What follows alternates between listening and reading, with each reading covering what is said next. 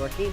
Alright, Queerstians, we are doing a test because it's been so long since we've done this. So we just want to make sure that everything's working, Oh you my know? god, I don't even know if I'm still queer anymore. No. Not after the wedding. No, I'm a married man. You got blessed by Jesus. Yeah. And it changed everything. You just changed everything. At the last minute, he came through. He Mother's always comes prayers through. were answered. You know what? I was going to make a joke during my speech, but I didn't. What? Because you had that massive thunderstorm outside during Yeah. your wedding. I was about to be like, well, someone really pissed Jesus off. I just got to say. Oh, I wish you had. No, because Samantha's family was there, and I don't know how they. Yeah, that's why I didn't true. do it. Half of the place would have cracked up, and half the place would have been like, "That's not very tasteful." Yeah, and then I landed a few good jokes in your thing. So. You did. He did a good job on his speech. So, and believe it or not, people, Paul showed up to the wedding, and he showed up in his proper outfit, even though he had the wrong day for the wedding. I 100% thought the wedding was on Saturday. But guess what? It was on Friday. I thought we were getting together on Friday to take pictures and look cute and make sure everything was together. And then we were going to go back to the wedding on Saturday. Yeah. And then, like, what was it, that morning you realized? Or was it the rehearsal on Thursday? It was at the rehearsal, and Katie's like... And I was talking to Katie about coming back tomorrow, and she's like, no, the wedding's today. And I was like, what are you talking about? Clearly it's tomorrow. Everyone knows it's Is that tomorrow. why David was so late? Well, he wasn't that late, but he was like... No, he was late because he couldn't get his shit together, and he was trying to order a lift, and no lift was right. coming to pick him up. Okay. And he probably was running behind. Yeah, well, that's fine. I mean, that's typical. But, yeah, so Paul thought he had the wrong date down, but he was there. So I always come through. He always comes through. Jesus guides me, and he protects me. That's right. He's looking out for him. So it was a beautiful day, even though it rained. We got some really cool rain shots. And It was not just rain. It was like... thunder, I'm pretty lightning. sure there was a hurricane. Jesus was fucking pissed. He was really mad. He was like, I cannot believe these queers are going to go ahead and get married. And you like did the this. Celtic hand binding thing? With a rainbow band. Yeah. I had a big trans flag at the reception. You were ticking off all the boxes. I was like, fuck you, fuck you, fuck you! One more box checked off, it probably would have been the next Sodom and Gomorrah. Probably would have. It was coming. It was coming down hard, but you know what? We still got cute pictures, so another fuck you. No, you got a lot of really good pictures. We That got umbrella cool, one in the rain. Did you see the one? The puddle? There's the puddle. That's what That's say. a The good puddle one. was cool. So yeah. By the way, we have to share those on Twitter because I promised people. Yeah, no, I don't care. I guess I'll I don't have like the send them to album you. or anything yet. Fine. I want all the pictures with me in it. I only saw like 2 so far. Okay, I can just share the album with you because we own those pictures and we just print them off. That's what they do now. Used to be that the photographer would like send you all your physical pictures, but now you just pay to own your pictures and then you are responsible for printing them off. So they get you somehow. they do. They're They like, get you I'm somehow. going to do less work. But you're going to have to pay me more because you own the rights to these images. I guess in the past they would just send it out to someone else. I don't know. My sister, when she got married, which is like, I don't know, maybe 8 years ago. I don't know how long ago you got married, Dee, but it was a while back.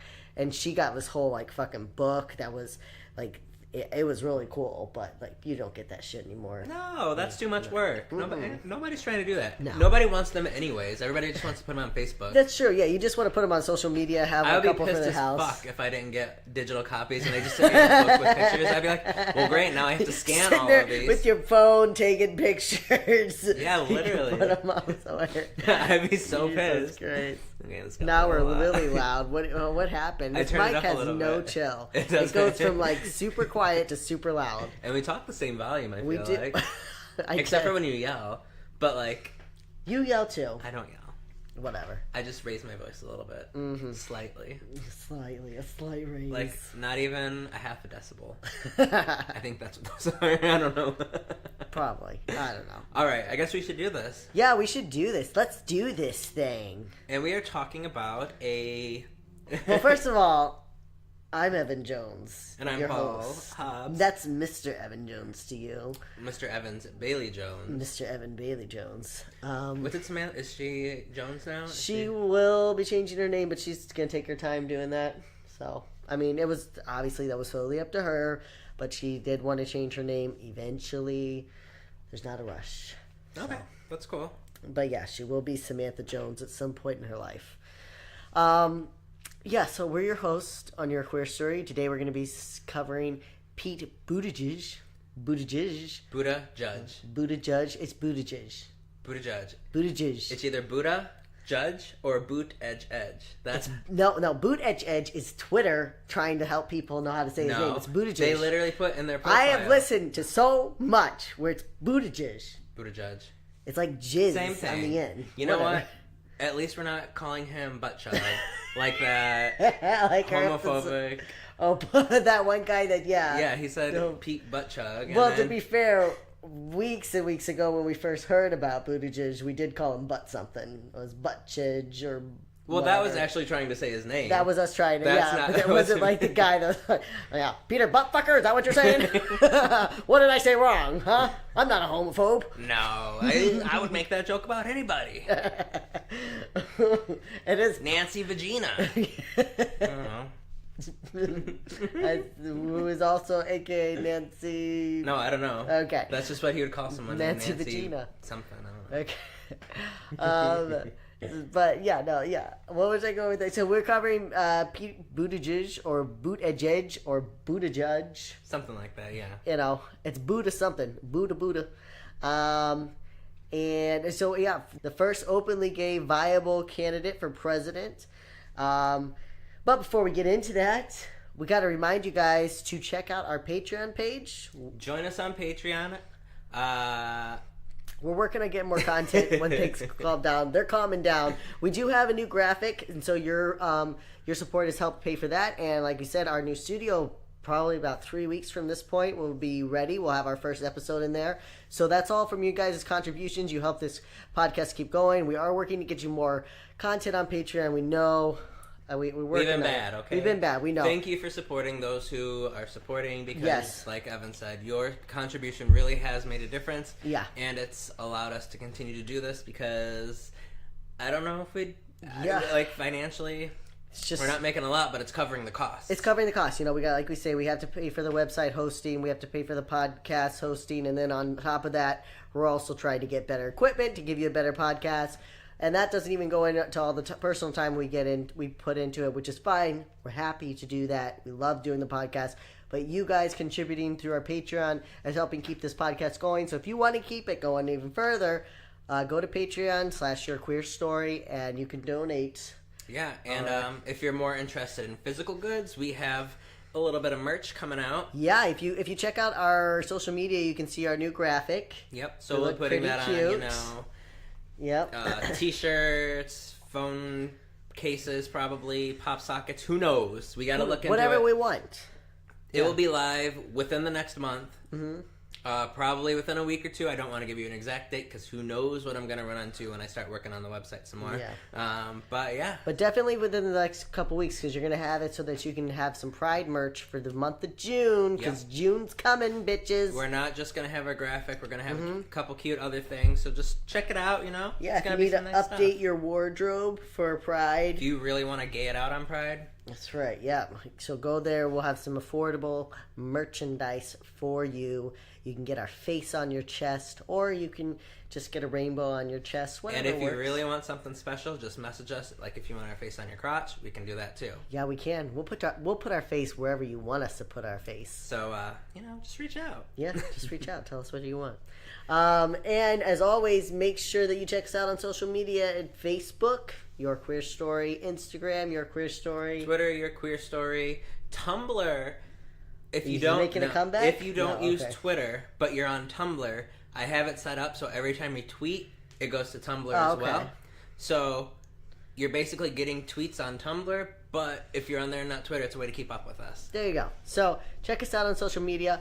Go back and listen to our other episodes if you missed anything. We covered some good people in April. In April, we covered good people. We had Vima on as a guest host. Vima was amazing. She was. I'm excited. We're going to be able to have a little bit more with guest hosts when we have our studio. So good things coming, guys. Thanks for those of you that have hung on with us. We're almost coming up on a year too. I know. Can you believe that? I can't. I honestly can't believe that. I know. Let me tell you, I got this great idea one day, and then I'm like, "Hey, Evan, you want to do a podcast?" Yep, and literally. Like, yeah, let's do a podcast. And here we are, almost a year later. Usually, when we start projects, they last like 2 days. Yeah, if you couldn't tell from following us, if you've been hanging on for a year, then you know how bad Paul and I are at saying we're going to do something and not doing it. But we've been hanging on with this. Yeah. So, and we love it. So, coming up on a year, we'll celebrate. We should do a live stream, a live podcast from like Facebook or Twitter or Instagram or something on our year. It'll be a mini-sode because I don't know that I edit out a lot. But I don't know that I can speak that well live. But, we'll do it. Yeah. A little something. Even if it's just live. a Q&A. We'll just do a Q&A. Yeah, Q&A would be better. Yeah. So but we'll get something together. We're definitely going to celebrate our year anniversary, so don't worry about that. And that's it. Anything else? No. Evan just bought a house and got married. I just bought a house, got married, been working a lot on our house. And all of a sudden had 3 kids. Don't know where they came from. No, I didn't, happened. but on May 18th, our new puppy comes. We got a little Beagle Lab mix. He's 3 months old. We got him through a rescue. Oh yeah, he will. I know. We got him through a rescue. I am so excited to meet him. It's really good. What's his name? His name is Cage. Which that's not my name. I don't know if we're gonna change his name, but that's the name they gave him, and it's actually kind of a cool name. Yeah, I was like, interesting. I would have never thought that name. I don't know. It sounds vicious though. I don't know. Well, there was a Stewie and this is Cage. That I know. It's a little different. And we have Boris the cat. But there's because there was a litter of them, and all of them were called K's. And so I guess they were running out near the end. I don't know. He got the leftover name. He got the leftover, like, I don't know, Cage. How about that? They looked over in the corner and they saw a Cage and like, Cage. But yeah, no, but he's super cute. So I am going to be a father of 3 at that point. Oh my God, we need pet merch too with our cute little. We do need pet merch. Oh, that'd be so cute. That would be so cute. If you want queer pet merch, let us know. Yes. If you're not willing to wear our face, is your dog willing to wear our face? Like I said, we'll put our face anywhere. And your cat won't. We know your cat won't. But we'll make something for the cat. You know what's funny about cat clothing? We bought sweaters for Hera and Loki. Mm-hmm. And I put them on both of them. Loki immediately ripped his off. And Hera was walking around with it like, oh, look at me. I'm so cute. And she loved it. And then Loki tackled at her and ripped it off of her. He was like, no, cats don't wear clothes. He literally, held her down, bit into it until she ran away and just ripped it off as she ran. I was like, holy fuck, okay, no more clothes for you two, apparently. There you go. He doesn't want to wear clothes. He has clothes. Yeah, it's like, this is ridiculous, Hera. You don't follow along with your humans' stupid shit that they make us do. He was pissed. Yeah. So, but still. Little bow ties and stuff. Oh God, I'm so excited. Good things, but bow ties with our face. Okay, we're getting carried away here. We got to focus on we got to talk about Pete Buttigieg. Yes, Buttigieg. It's the ending. It's how the inflection on the ending. That's what's hard. Buttigieg. Chasten said. Oh, Chasten. Okay, go ahead. Chasten said you say Buddha and judge. Buttigieg. And you just say it fast. Buttigieg. Chasten's only been saying it for 10 months, so I don't know what he's talking about. You know what? You're just bitter. I'm not bitter. I am. Well, we'll get to that. We'll get to Chasten. Okay, so Pete Buttigieg, if you have been living under a rock, if you only get your information from us, which you should not do. We're the smartest people out there. Are you kidding me? So Pete Buttigieg is a 37-year-old mayor in South Bend, Indiana, which Paul and I both grew up about an hour away from South Bend. Yep. Did you ever go to South Bend? Yes, I did. Okay. That's where I almost died of alcohol poisoning for the first time in my life. Why? What were you doing there? Oh, were you meeting a friend? Meeting someone special? Okay. No, I was with an ex. Okay. And we were at a friend's house. I do remember this. I was this. like, okay, I'll try drinking, sure. And then he poured me a half and half red Solo cup of vodka. It was whipped cream vodka and cranberry. Yeah. I could never have either of those things. Yes, I know. But anyways, I chugged the red Solo cup like a shot because that's what they did on TV. This is the first time I ever drank. I was 20 years old. Which don't let him blame it on that. He still chugs everything that he drinks. But now I know how to do it. Okay. So I chugged the whole red Solo cup. And I was like, okay, cool, give me another one. And they gave me another one. I did the same thing. And then I got a third one, and I started sipping on it. Then all of a sudden, everything went blurry. Like, literally, like, spots everywhere. Yeah. And I couldn't see. It was literally like a fog. And then I was like, oh, I gotta throw up. Now, this guy, his bathroom was upstairs.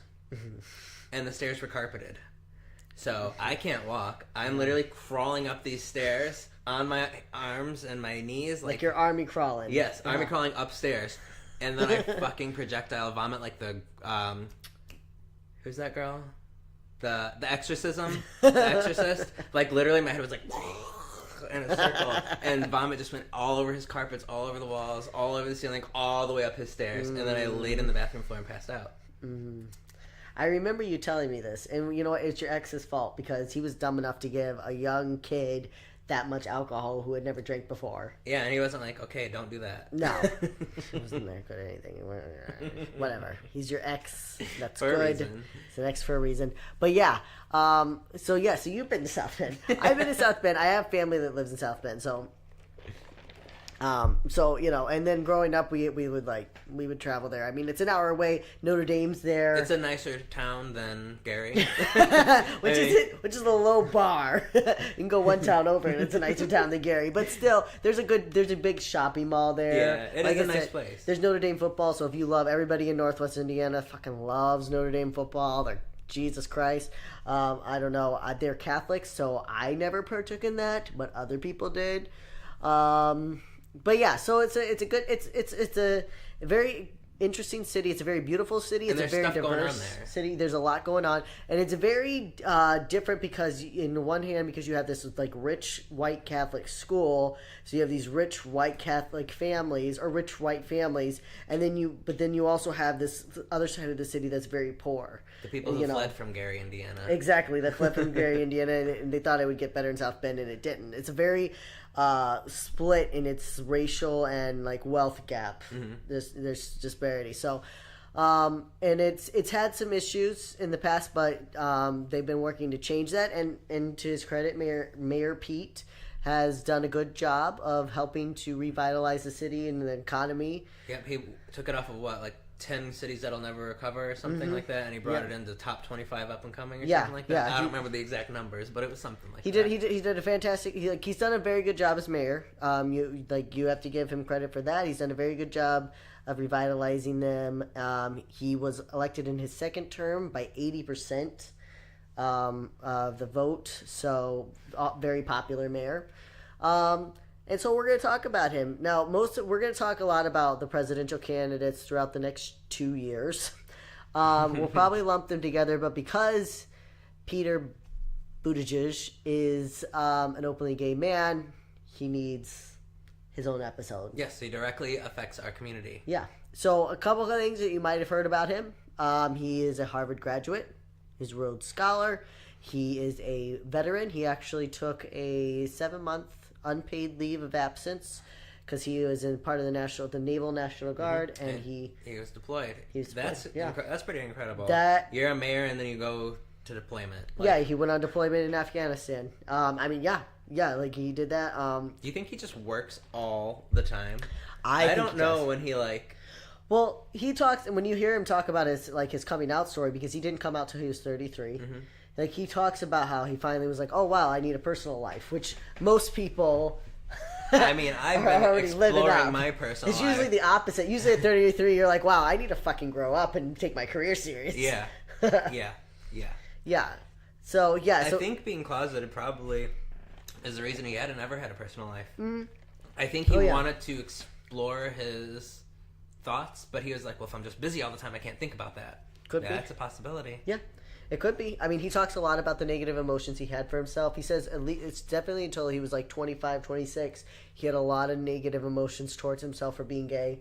I mean, he said in his HRC speech to the Human Rights Campaign, he said that, he's like, if I had a knife and you told me where the gay was and I could cut the gay out of me, I would have done it, know.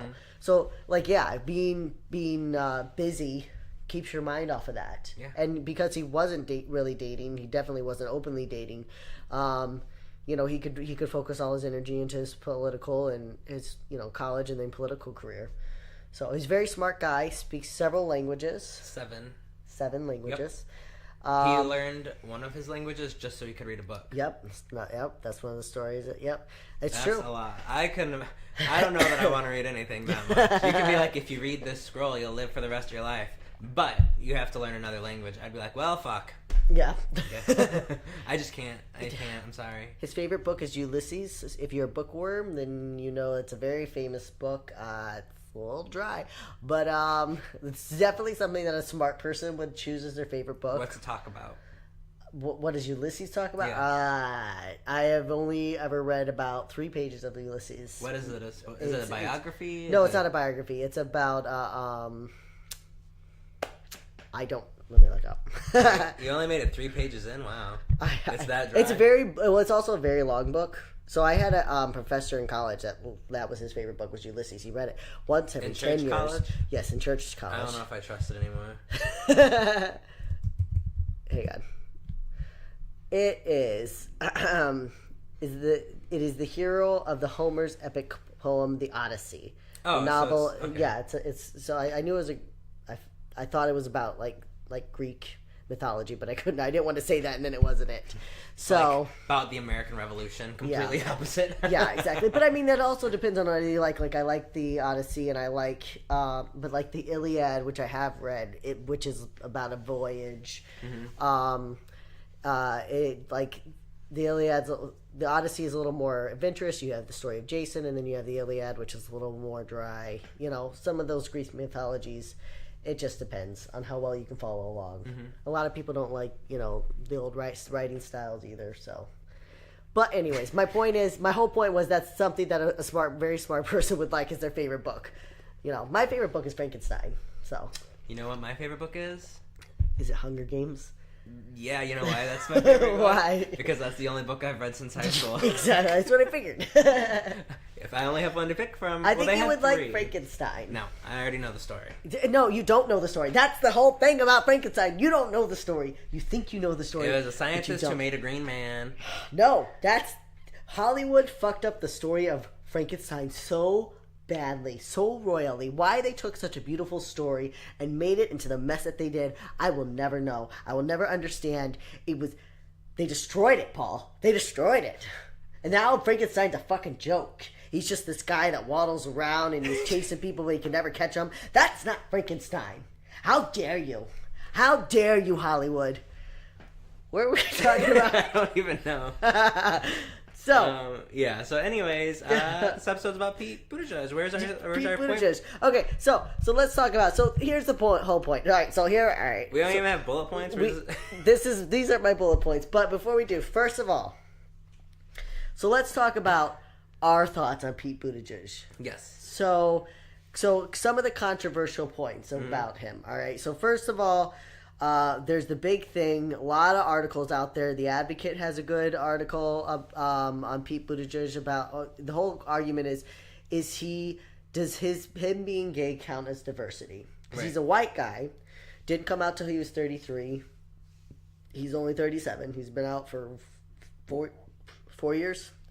And not that you can come out whenever you want to, but that does play a part when you're talking about how someone's faced diversity or faced adversity as you can't have lived your life as a straight man, a straight white man, a perceived straight white man, and build your entire career off of that, and then after you're on top of it all, come out and say, "Well, see, I'm a gay man and I made it this far." Right. You can do that, but you absolutely can, but you can't do that and say it's the same as a woman who's always been judged for the fact that she's a woman, or as a African American who's always been judged by the fact that they're African American, Asian American, Latino American, as a Muslim who's always lived in an oppressed religion. You can't say that you, first of all, being I'm a transgender white man, and right now I'm in the wonderful period of where 50% of the time I pass and 50% of the time I don't. But in the 50% of the time that I do pass, where people think I'm just another guy, and especially now I'm married, I have my wife, I just look like another straight white guy, right? Yep. And unless I tell people I'm transgender, they have no idea, and they don't. I have the ability to gain. What am I looking for? To gain the lack of judgment. To gain the lack of judgment. I feel like that's a really roundabout way. I don't know how to say it. I have a privilege of not being judged. Like, I have to out myself in order to bring on that judgment. If someone just looks at me as another nice, straight white guy, I've got my wife and my cute little house and my 3 animals, and they're like, look at this guy, you know, I have the ability to walk under the umbrella of being a straight white guy if I want to. Right. I have the ability to do that. I have that privilege. Mm-hmm. And so that is a privilege. Now, and people will say, well, it's never a privilege to be in the closet. I get that. But there are aspects that you can use to help you. There are aspects of it. I think there are aspects of it that are a privilege. Yeah. You know, because if you're black, you don't get to be in the closet about being black. Right, exactly. If you're a woman, you don't get to be in the closet about being a woman. If you can't physically hide who you are, mm-hmm. if you have the ability to pass as a white, straight man, you're going to benefit no matter what. Exactly. You Period. are. It's just how it is. And I understand why he doesn't want to come out. And I don't think that he should have to come out and sabotage his career and his hopes and dreams because he's gay. And I understand that during that time, he was going through a horrific internal battle. We've been there. We've all been there. He did what was best for him, and he gets absolutely no judgment from either of us. Exactly. That's not the point. The point is to say that, see, because he's gay, he knows what it feels like to be a black transgender woman. No, you fucking don't. Growing up on the streets. Something, anything. Yeah. Like, I mean, he went to a good school. He had the privilege to go off to one of the best colleges in the country, which if he was a person of color, might not have even been considered. Right. If he was already out, might not have been considered. Probably, but might not have. I mean, he was mm-hmm. right on the cusp there where there was a lot of change when it came to LGBTQ rights, but we weren't quite there because he's an older millennial. So, now on the opposite of that, mm-hmm. I wonder how I would have felt growing up in Northwest Indiana if there had been a gay president. Mm-hmm. I feel like I wouldn't have had to struggle with myself. I mean, I didn't have a hard time as most. I'm not going to even try to say that. I really didn't have that much struggle. It was more about my physical appearance that prevented me from coming out. But like, just knowing that there was a gay president was absolutely normal. Like, look at this guy. He's running the United States of America. He's openly gay. Like, that would have been such a benefit to me. Yeah. And I feel like, hopefully, it would be beneficial to other, people. Well, yeah, I think it would be a benefit. I think it would be a benefit. But for me, it comes down to this. But when I think about what's important to me in a president, if I had to choose my top 3 things. First of all, I think it needs to be a president that is going to do something for the people of color in our country, because there's so many wrongs that we've brought upon these people. Mm-hmm. It's making it almost impossible from slavery to segregation to the war on drugs, which they openly admitted mm-hmm. was to target people of color. Yep. Open discrimination, like everything, and it got better. I don't want to say it got better. It appeared to get better for a brief period of time. Yeah. And then, Trump comes along and here it all comes and again. we're coming back again. So but when you just go about the history of the way that we've suppressed people of color, they're not even able to get on the same playing field as white Americans. Right. Because they don't have all of the centuries of and all of the benefits. Like, even though I came from a poor family, like I wasn't necessarily poor. It was middle-ish class, right? Lower middle class. Yeah, I had a single mother. She had 3 kids. We didn't have all the money in the world, but we were comfortable. Yeah. Whereas, like, people of color, they start with that, uh-huh. or worse sometimes, or better, but, like, the people who started in the same ballpark as me, uh-huh.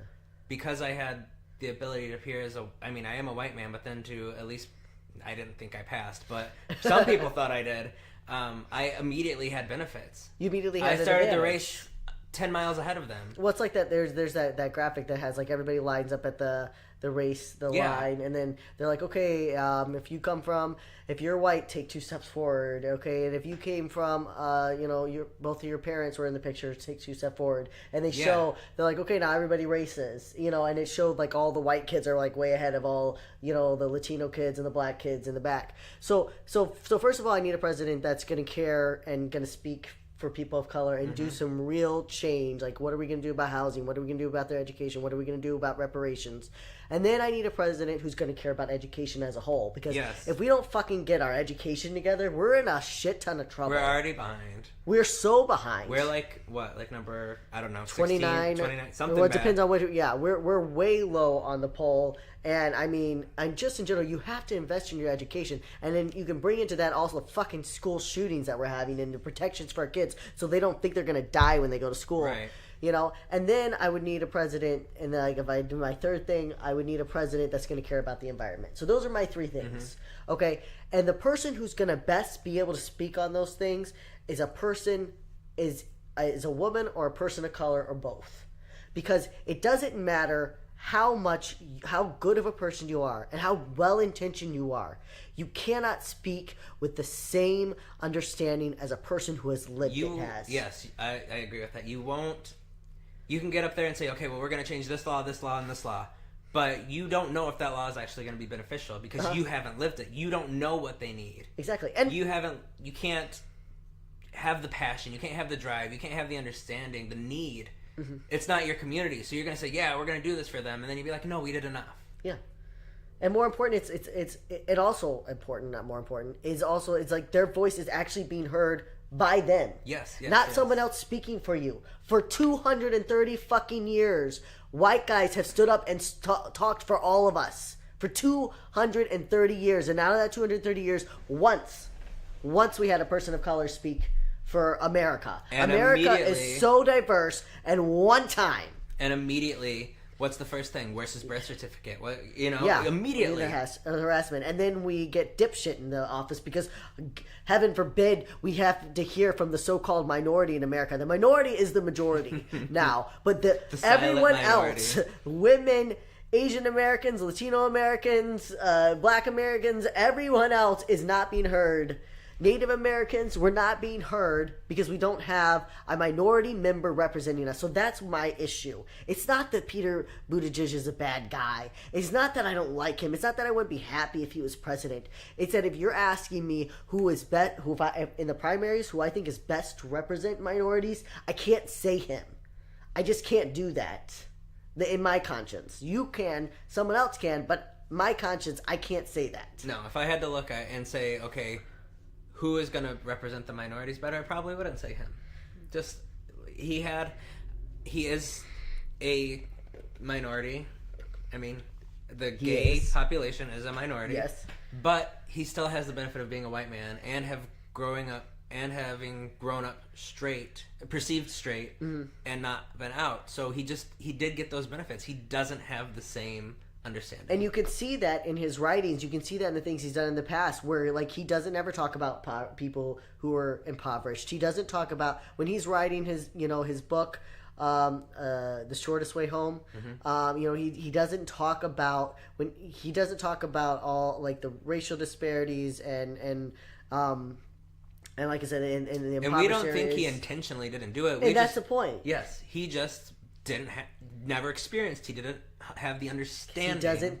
He didn't think about it. And of course you wouldn't think about it because you didn't grow up in it. That doesn't make you a bad person. That doesn't mean that you couldn't help people.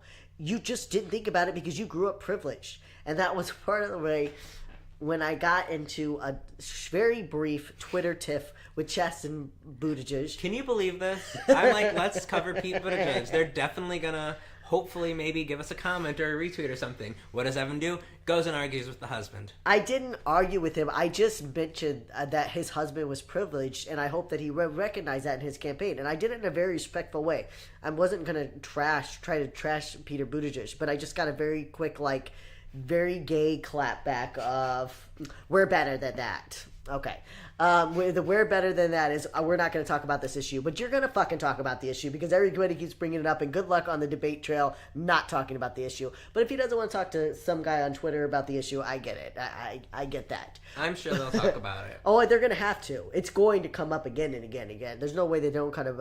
But I was a little disappointed that it was like, just recognize it. But also, you have to say, that was the husband that responded enough. Oh, yeah. And so maybe, who knows, maybe Chasten was drinking. Not that that's an excuse. I don't think he wasn't, like, being rude. He was just like, we're better than that. That was just like I think he just doesn't want to talk about it, and he doesn't have to. That's his husband's point to defend, and he'll have to defend it because, like I said, we're not voicing anything new. There's 1,000 articles out there right now that are talking about this exact issue of whether Pete Buttigieg is diverse enough, and the reality is like, you know, he's like at the very top of what it means. Like you're just over the diverse line. Like you count as diverse, but you know, if you took away the gay, you're another Beto O'Rourke, you're another Bernie Sanders, you're another Joe Biden. Yeah. Well, better than Joe Biden, but still. But anyway, so let's talk real quick about some of his issues, though. So because you are a Buttigieg fan, and that's fine. We're not trying to dissuade you. I am pro Buttigieg, but I want to see where the debates go. Yeah, I feel very highly. I feel equally about him as I do other candidates. Okay, but I just want to see what the debates have to say. I want his answer to that question. I want answers about healthcare, about education. So I'm equal amongst like 3 or 4 people, but I want to see what they have to say. Yeah. Well, the debates are a big thing for me. I would say right now he'd be like 4th on my list from the primary people. I give everybody equal until the debate. I already have people, but the debates could change it. But okay, to be fair, like people, like I'll just say, like Elizabeth Warren's at the top of my list. I've been following Elizabeth Warren for years. I really like Elizabeth Warren too. I think she's great the way she speaks, but David doesn't like her, so we don't talk about her in this household. Yeah. Okay. Well, I've been following Elizabeth Warren long before she ever decided to run for president. I've read her books. I love her. I think she gets up every single day and she fights for middle class Americans. And all the policies that everybody else is taking are policies that they're copying from Elizabeth Warren. They're just not as well thought out. So she might be more divisive, but also, why is she divisive? Because the right has had 10 years to make her divisive. They've ridiculed her. They've scapegoated her. They've run her into the mud because she has stood up to them. She's stood up to the billionaires. She stood up to corporations, and she's taken all their shit. And she keeps getting reelected. She's not going anywhere. She's been maligned again and again. So yeah, she has a bad reputation because we've just let the right just fucking tear her up and down and hang her out to dry, and she's the one that's getting up fighting every day. So that's what I fucking admire. Somebody who gets up and fights every day and isn't just trying to walk the line. Like, she doesn't give a fuck. I think, yes, she wants to be president, but she doesn't care enough to be president to back down on what she believes. No, she's going to keep fighting for what she says. Exactly. She's going to be like, if you're going to vote me in, this is what you're getting. Exactly. She's going to get out. Yeah, exactly. She's not going to try to appeal to anybody. She has already decided what she's believing. She's going to tell you what she believes. And if you don't like it, you can go fuck yourself. That's on Elizabeth Warren. And that's what I like. And you know what? If you're a Trump fan, you should like that too, because that's what you like in Trump, right? You like the person that's like, this is what I believe, except for he doesn't know what the fuck he believes. Anyways. All right. Anyways, we are going to talk about Pete Buttigieg because that's what this episode's about. Here's some information. Take what you hear, apply it to your research, use it for questions for yourself, and educate yourself because he is a very viable candidate. Yes. And he is going to be great. He's just so new to most of us that we don't have the same fire behind him that we could have for, say, Elizabeth Warren, who's been around. Yeah. And that's fine. Yeah, definitely do your research. It's going to come up. And you should know who you're voting for. And again, I do want to just say that if he is elected president, I will be happy. Yes, but I think he's a great guy, and I think he can do a great job. I just want to hear what he has to say about some issues. And that's the kind of the problem, though, because he doesn't say a lot. He says a lot of nice things, but when you really peel it apart, what is he saying? That's my opinion. So this article, we're taking 9 points about 9 issues that Peter Buttigieg is running on. This is from Elle.com. ELLE.com. ELLE.com. It was written by Madison Feller. So you can check out this article yourself. We're just pulling from here and adding our own little commentary. So where does he stand on healthcare? Because he's running for the 2020 race, Buttigieg has been asked again and again how he feels about Medicare for all. His response was, on Fox News, he explained he wants to put Medicare on the exchange as a public option. He's called it Medicare for all who want it. This would not involve eliminating private insurance, but he has said the idea is that it would evolve into a single-payer environment with most people choosing Medicare because it's the best option available. Buttigieg also told Esquire.com that he thinks any politician who lets the phrase Medicare for all escape their lips also has to have some account of how you get from point A to point B. which I feel like you get from point A to point B by just like giving people Medicare for all. Like you just yeah, but I don't know. I feel like he's talking about paying. Yeah, how are we going to pay for this? How are we going to implement it? How are we going to make sure that when this goes live, hospitals and doctors aren't all of a sudden fucking swamped because the people who haven't gone to the doctor in 12 years are like, oh, I can go to the doctor for free? Yeah, that's true. That could be it. Or it could be towing a line of what we'll do, like, no, I'm not going to get rid of private insurance because that's what the right wants to hear. Yeah. We're just going to make it really attractive. Now, it could work, or that could be, but do you do that? Like, I don't know. I don't know. It's an option. He put it on the table. That's what he's saying. So again, his thing is he's going to make Medicare. Now I have a question for you, Pete. How do you get from point A to point B? What's the map? You're talking about the map. What's the map? I want to know. That's going to be your question all throughout because that's basically all this stuff. It's being like, here's what we should do, and then you're like, all right, what do we do? And he's like, like I said, that's what we should do. No plan. But he could get a plan. You know what though? He turned South Bend around. He did. I mean, he did. So that's the thing. He could do it. Yeah, I don't know. We have to see. It's not to say he couldn't do it. It's just that when you're used to someone who is like constantly like, here's my 4-point bullet plan with 57 subpoints of how we're going to get there. You know what? Not everybody's that organized. I'm not that organized. No, they're not. But if you're going to be president of the fucking United States, you should be. We're just so used to Trump now. No, but he's not bad. No, but that is his plan. So again, where does he stand on healthcare? He's for making Medicare attractive so that people will want Medicare, but he's not saying that he is going to make Medicare for all. When he says make it attractive, how do you make it attractive? Do you still have to pay it? You will have to pay it. It won't be free. That would be Medicare for all. So I guess he'll make it. They'll make the deductibles less and the premiums less, so it'll be more affordable basically, and you'll get better options. So maybe more providers. Are we gonna give certain doctors or are we gonna give doctors incentives for taking Medicare for all patients? Because then that's just gonna make a big mess for everybody. I don't know, Paul. That's just all he said was that we should make it Medicare. What are his exact words? We're Medicare for all who want it. So I don't know. So maybe I don't know. Maybe he will make it free, but he'll still allow private insurance. Maybe you have to pay more income taxes or something if you take it. Maybe. Who knows? Who knows? That's the thing. All right. So, the economy. In a recent interview with Stephen Colbert, Buttigieg said he believes if nothing changes economically, we'll be the first generation to make less than our parents. It's true, and that's fucking scary. He told Esquire that he believes in addressing or reversing harm and inequities through policy, explaining that in housing and criminal justice, to some extent, in basic economic policies around wages and taxation, that some policy improvements that are also the right thing to do will have a disproportionate benefit to people of color. I felt like what does that even say? Nobody. So I'll read that again. His exact words: in housing and criminal justice, to some extent, in basic economic policies around wages and taxation, that some policy improvements that are also the right thing to do will have a disproportionate benefit to the people of color. So is he saying that would be a bad thing? Well, that's my point.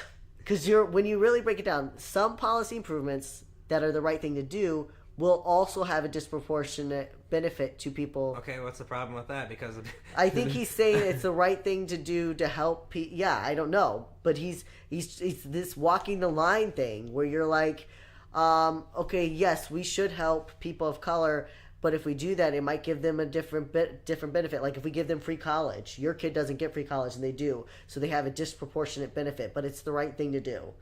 So I don't know. So that's what he says about the economy. And I have a couple questions. No, I really do like Pete Buttigieg, and I feel like the way we're talking about this seems like we're like making fun of him or something, and we're not. No, we're not. We are just trying to. We just want to give a fair analysis. We're not going to just be like, oh, he's a gay candidate, everybody vote for him. He's still a fucking candidate. You have to vote for someone because they're qualified for the job and because they're going to represent you well. And he's a good guy. He's a smart guy. Listen, watch his videos. You'll really like him. You'll be inspired. You will. You will watch his videos and be like, I'm going to go vote for him right now. He's a great speaker. And that's why he's going to do strong in the debates. And I think overall, I feel like our relationship with other countries would improve. Oh yeah, he would be a great France, representative. he sent France when Notre Dame burned. He sent them a message in French, in fluent French. Yeah, and I can't imagine Donald Trump said anything like that. But can't imagine Donald Trump can say one fucking word in French. No. But it's not that he's a good representative, but you still have to look at these things and be like, you can't get so caught up in how good someone talks that you're not hearing what they're saying. Right. Because if you're so caught up in how good they talk and you don't want a centrist president, then you better think about it. If you want someone who's very progressive, this probably isn't your guy. But if you think that a centrist president is more what the country needs, then he might be your guy. Right. But I don't know that I would call him a progressive. No. See, here's my thing. I don't know. The thing that I'm struggling to understand with him is I don't know if he's playing centrist but is actually progressive, or if he's actually centrist. But because the way he speaks, I get so in my head. But that's the thing that, like, I want someone who's just going to tell me what they're thinking. I don't want to have to dissect and figure out what it is that you're saying. And if he got in the presidency, would he be bad for us? Absolutely not. No. I think he would make a great president. He would make a good president. But would he give us the change that we want? That's what I don't see. You know what change I want? What? I want change like Alexandria Ocasio-Cortez. Exactly. And you know who is going to give you that change? Fucking... you know who. Yes. You know who. I'm not going to keep saying her name because this isn't about her. But I'm just saying that he's not an AOC. Right. As far as immigration, in 2017, the mayor told WSBT that he supports the Deferred Action for Childhood Arrivals program and a path to citizenship. More recently, in January, he told CBS he thinks sending troops to the U.S.-Mexico border is a waste of time for troops, and he's also repeatedly told in interviews that, as a religious man, he believes religion teaches people to take care of others, including immigrants. He has said that. He hasn't really, backed it. Well, I mean, I guess he did back the Deferred Action for Childhood Arrivals, but he has been pretty strong in talking about immigrants and refugees and supporting them and welcoming them into our country. So. Yeah, which is very good because the way things are going right now, it's not gonna. We're doing the same thing. I watched this great documentary on Netflix called 13th. And it was basically about how the prison population just skyrocketed and how it's disproportionately affected people of color. Oh yeah, it's 2/3 of people in prison are people of color. The United States houses 25% of the world's prison population, and just our country, we have more people in prison than anywhere else. And you know why? Because it's privatized. It's privatized because corporations are making money off of prisoners. It was a way to keep people of color enslaved after we got rid of slavery, yeah, and segregation. Keep them enslaved and keep them quiet. Mm-hmm. Exactly. But in that, it showed the way that people of color were being treated, and it's the exact thing that is happening to Mexicans right now. Yeah, it's literally the exact same thing. So how they pushed for the prison reform or prison? It's different in the way it's being done, but it's the same scenario. What? But what do you mean? Whenever prison, they're rapists, they're murderers, they're this, they're that. Oh, how they were keeping people letting us keep people in prison and imprison people. You should be scared of them. The rhetoric around prisoners and convicts are you should be scared of them. They're murderers, they're rapists, they're gonna kill you, they're gonna rape your children. The exact same thing. Yeah. Fucking ridiculous. But it's all about this hateful rhetoric.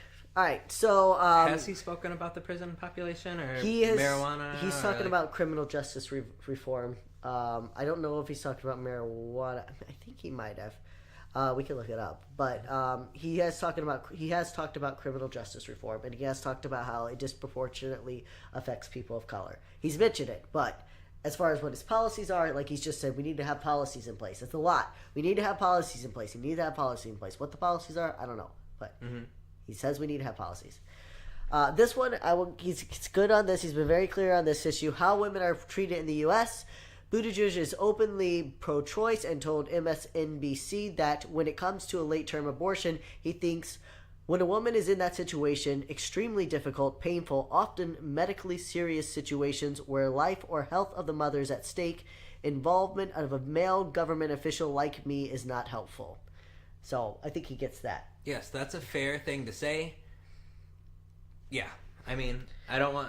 I mean, again, it's not I a think policy, only women but- should be making that decision. Yeah, I agree. Like, there should just be, like, one panel of women, and they get to make all the decisions that have to do with women's reproductive Absolutely. organs and It has health nothing and to do all with of it. men. Get the fuck... But at the same time, you need to make sure that you're pushing for that. You can't just say, I'm a man, I'm not going to get involved. You need That's to true. be pushing to say, no, women need to be making this decision. Get the fuck out of here. That's Get true. out of the room and let the women make the decisions about their bodies. Exactly. You gotta stand up. You and can't gotta be just firm. you can't just say hands free. True. That's true. So His gun policy. After the shooting at Sandy Hook Elementary School, Buttigieg joined Mayors Against Illegal Guns, which supports comprehensive background checks and opposes guns in schools and permitless carrying. He also said 90% of Americans and 80% of Republicans can believe in universal background checks, and it doesn't happen. That means something in Washington is broken. Which it must have been hard to join that when Gary is right north of you and everybody has a gun. yeah, exactly. And back in 2017, he tweeted, "I did not carry an assault weapon around a foreign country so I could come home and see them used to massacre my countrymen." And later clarified, "If this came out wrong, forgive me. Just expressing one war vet's hurt at seeing weapons of war used on peaceful Americans here at home." And then he tweeted, "It's one thing to own a gun, it's another to worship it like a false god, believing it will make you a bigger man." Yeah. And I remember a lot of people, when he made that initial tweet about carrying a gun around, they really took it poorly because, I mean, nobody wants to think of another country's people being murdered. Like, it's not a cute look. Oh, yeah, no, it's not. Yeah, because it is like he came out, he was trying to make the point of, like... Guns kill people. I don't want to see guns them home. kill people, but instead it made people think about, you were walking around killing other people's kids, which he wasn't, but I'm just saying it makes... Right. That's it gives what that war appearance, is. that vibe. That's what war is. But he has come out very strongly, and, you've got to think about a mayor in the Midwest coming out strongly against guns. Let me tell you, if you're not from somewhere where guns are prevalent, like, so if you're on the East Coast or somewhere in a city that's not Chicago, like in the Midwest, guns are God. Everybody talks about guns. Everybody has guns. It's guns. You just do. There's gun shows, and you just go, and there's just like rows and rows of guns, and like you go to Walmart, you can buy a gun. Like, there's a Family Guy episode where like Brian goes to buy a thing of alcohol, and then they're like, "Here's your alcohol, and here's your free gun." And he's like, "Free gun?" Like, "Yeah, every bottle of alcohol, we give you a free gun." That's pretty much like what Indiana. That's basically the Midwest, and the South. So to stand up, to join Mayors Against Guns, and to speak out openly against it, that is something. I give that. Yes. Taxes. When asked about taxes on CBS, Buttigieg referred to a divisive idea from Representative Alexandria Ocasio-Cortez. Ocasio. I always say Osario. I don't know why. It's your white privilege. It's my white privilege. It's my white privilege and my white mouth. Alexandria Ocasio-Cortez, who has suggested that we have a 70% marginal tax rate. He said, "We can quibble over marginal tax rate levels, but we know that a lot of people in this country are not paying their fair share. We know about Warren Buffett paying less percent of taxes than his secretary, and I think we know that's wrong. There's this talk about this being some crazy left-wing position, but I think the idea that some people aren't paying their fair share and we've got to change that, that's something most Americans get." And again, it's true. It's good, but it's this middle line of... Well, yeah, I think most Americans are pissed about the fact that people aren't paying their fair share. Netflix, I think, paid $0 in taxes. That pisses people off. But the problem is the way that it's presented, because then if you come in and you're like, all right, well, we're going to tax the wealthy, because they pitch it this way to where someone who's making $100,000 a year, which is not hard to do anymore. It used to be, you made six figures, oh my God. But at least households making $100,000 a year is not hard anymore. So when you pitch it that these households... I don't know what privilege you're coming from, Evan, but... I'm saying... They're only making $100,000. I'm saying households, when you have two families working, and if you have two... I shouldn't say hard. Okay. Here's what I'm going to say. I'm just saying you can have, if you have a 2-income household and you have a college education, which I realize a lot of Americans don't have. But if you have a college education in a 2-income household, you're probably making between $85,000 to $100,000 a year, at least by the time you're in your 30s or 40s. If you have a decent job, if you have a good job, you're making more than that. I mean, a lot of families are making $60,000 a year. So if you're talking about taxing these families, that's your middle class Americans. If you're talking about taxing these families heavier, that's where it gets flipped on people. Yeah, it's ridiculous. Exactly. But I'm not saying that we don't need to tax. Oh no, but here's how it works.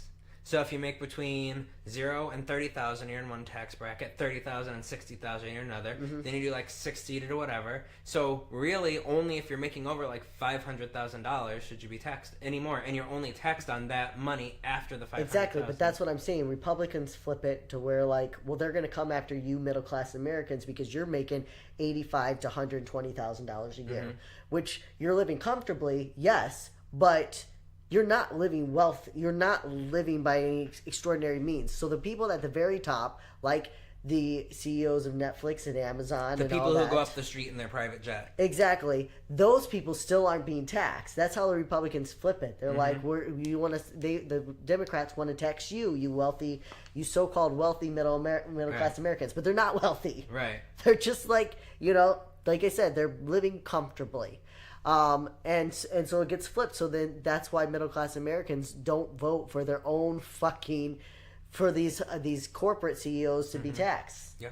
So my whole point with that was, again, like, he's saying stuff that's right, that everybody will agree with. You're going to get 90% of Americans that are like, you're right, the wealthy should pay their fair share. Even far right people are going to say, yeah, the wealthy should pay their fair share. But what is your plan? Because that's where it's going to change. Yeah.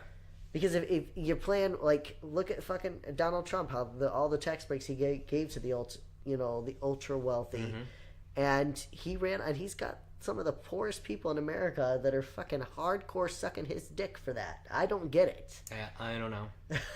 I don't know. The average American saw a 1.1% decrease in their tax return this year, by the way, thanks to Trump's new tax plans. Yeah. And like you said, the big corporations didn't pay a fucking penny. Netflix paid 0. There was a few other I don't remember. I just remember Netflix stuck out to me. Yeah.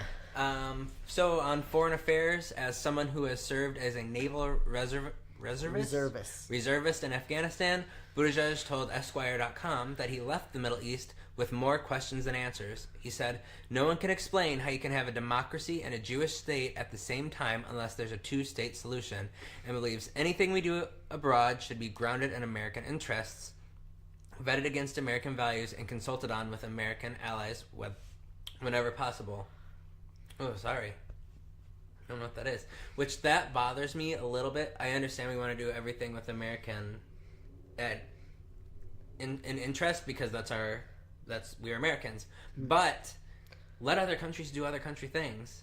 Make sure they're not going to kill us, but, like, I don't know, they don't have to do everything how we do. We're separate people. Well, I mean, he does say later on. So Buttigieg also told MSNBC that he believes we need to apply diplomatic pressure as well as sanctions to North Korea to get them to halt their nuclear and missile program, and he told CBS that in terms of Syria and Afghanistan, endless war cannot continue, and that a president should not be conducting foreign policy through Twitter. No fucking shit. No way, no. You know, one day he did 52 tweets, Trump? Not so in much. one day. Jesus. I can't do... It'll take me a year to do 52 tweets. Maybe like 3 months, but still. He continued, "We don't send troops somewhere because we don't like the regime. We send troops somewhere because it's the last resort to protect American lives. That's got to be the threshold." Okay, yeah, there we go. That's it. As long as we're not being threatened and it's not destroying us in some way, let them do, like... Yeah, that's what bothers me when we're involved in everybody's We're out there policing the world. Yeah, we're throwing regimes over. We're overtaking this country. We're instilling our law and our beliefs. Like, stop. Oh yeah, we're doing it. We're saying it because we're trying to establish democracy, but really we're just trying to steal all their fucking goods. Yeah, steal their oil, steal their natural resources. And exert our power. Like, it's all about us. So no, that's good, and I have incredible respect for the fact that he served. Like, I really do. I have a lot of respect for anyone who serves in the military.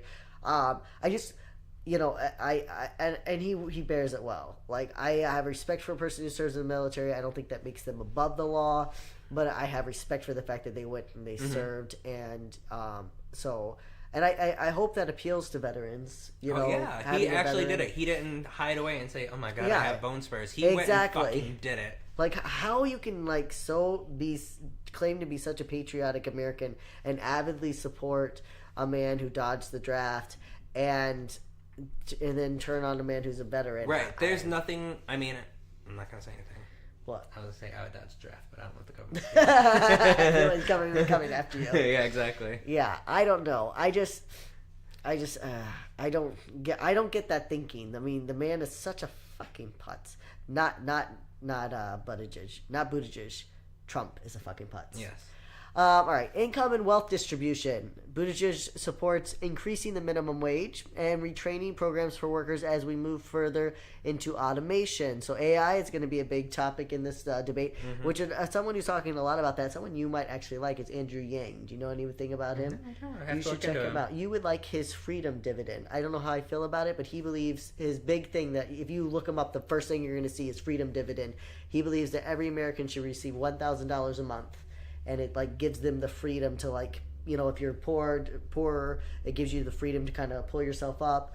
I feel like it could be abused easily, not by the people receiving $1,000, but by like, you know, like medical industries. Like, oh, you have $1,000, we're going to automatically take that, or we're going to increase our medical prices. Like, it doesn't fix the problems. That's the thing that always scares me with stuff like that. Is I'm like, okay, well, is everything just going to go up in price because everybody knows that everybody gets $1,000? Everyone gets $1,000. Yeah, it doesn't fix all the rampant abuse in our capitalist society. They would have to make a law like where you can't price gouge based on that. They did it before. I don't remember. There was a period of time where during hurricanes and relief, like you can't price gouge people. Right. But still, like, I just don't know that $1,000 is great, and I understand the sentiment behind it, but I don't see how it fixes all our other problems. It would help a lot, but the problem is the way that the people at the top of the chain are ruining everything for everyone else. Small businesses doing great things. I'm talking about Walmart and Big Pharma, who would use that to their advantage. Oh yeah. I just feel like it's just so easy to abuse, and I don't know what his policies are around keeping it from being abused. But his other policies are really good. But that's his main thing. But he talks a lot about AI and how we're going to shift, because he's very thorough, and I wish that Buttigieg would talk more about that.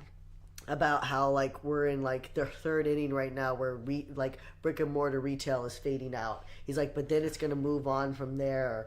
And if we don't start putting restrictions on AI, nobody's going to have a job anymore. And these corporations are going to continue to take advantage of us. So Andrew Yang, check him out too. If you're checking out presidential candidates, he's Asian American. He's an entrepreneur.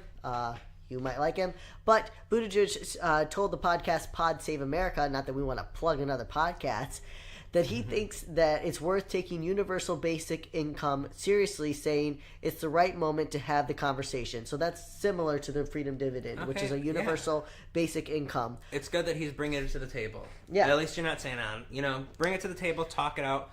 Let's see what... Yeah, and I will give him that. Like, he seems very open to talking about anything, and I don't think he's just saying that. I think he genuinely is open and willing to Well, a man who learns grow. 7 languages is going to be open to learning and taking other ideas. Yeah.